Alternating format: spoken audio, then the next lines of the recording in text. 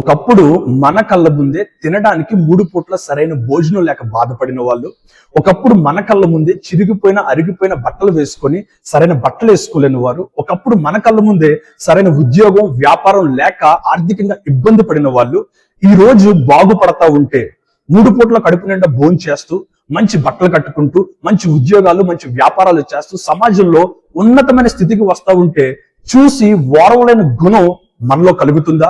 ఒకసారి ఆలోచించండి. చాలా సందర్భాల్లో మన కళ్ళ ముందే దీన స్థితి నుంచి ఉన్నతమైన స్థితికి వచ్చిన వారిని చూసి ఓర్వలేని గుణం మనలో వస్తూ ఉంటది. కానీ దేవుడు వాటిని సెలవిస్తున్న మాట ఏంటి తెలుసా? ఒక వ్యక్తిని హెచ్చించేవాడిని, గణపరచేవాడిని, ఒక వ్యక్తిని గొప్ప చేయవాడిని నేనే అని దేవుడు వాటిని సెలవిస్తుంది. యెహోషువ రాసిన గ్రంథం 3వ అధ్యాయము 7వ వచనాన్ని మనం చూసినట్టుగైతే దేవుడు యెహోషువతో ఇలా మాట్లాడుతున్నాడు.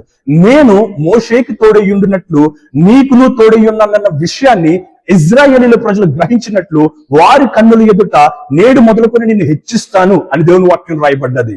యెహోషువని హెచ్చించింది దేవుడే, మోషేని హెచ్చించింది దేవుడే. ఈ రోజు మన కళ్ళ ముందు కూడా ఒకప్పుడు దుస్థితిని దరిద్రాన్ని అనుభవించిన వారిని కూడా హెచ్చింపబడుతున్నారంటే వారిని హెచ్చిస్తుంది కూడా దేవుడే అయ్యుండొచ్చు. వారు ఎన్ని రాత్రులు ఉపవాసం ఉండి దేవుని సన్నిధిలో మొర్రపెట్టారో, ప్రార్థన చేశారో మనకి తెలియదు. ఎంత కష్టపడి చదువుకున్నారో, ఎంత కష్టపడి వ్యాపారం చేస్తున్నారో, ఎంత కష్టపడి సమాజంలో ఒక స్థాయికి రావడానికి ప్రయాసపడుతున్నారో మనకి తెలియదు. మనకి తెలిసిందల్లా ఒకటే, ఒకప్పుడు వీళ్ళు దరిద్రాన్ని అనుభవించారు, ఒకప్పుడు వీళ్ళు తిండికి గతి లేదు, ఒకప్పుడు వీళ్ళు మంచి బట్టలు కట్టుకోవడానికి గతి లేని వాళ్ళు ఈ రోజు బాగుపడిపోయారు అని మాత్రమే మనకు కనిపిస్తుంటది. దాని వెనకాల వాళ్ళు ఎంత కష్టపడ్డారు, దేవుడు వారిని ఎంతగా హెచ్చించాలని చెప్పని వాళ్ళని పరీక్షించాడు అన్న విషయం మనకి ఎప్పుడూ తెలియదు. కాబట్టి ప్రియమైన సహోదరి సహోదరుడా, ఈ రోజు ఒకవేళ నీలో అటువంటి మనసు ఉంటే దాన్ని తొలగించు.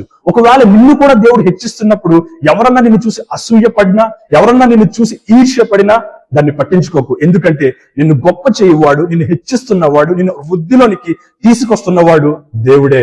దేవుడు మిమ్మల్ని దీవించును గాక. ఆమేన్.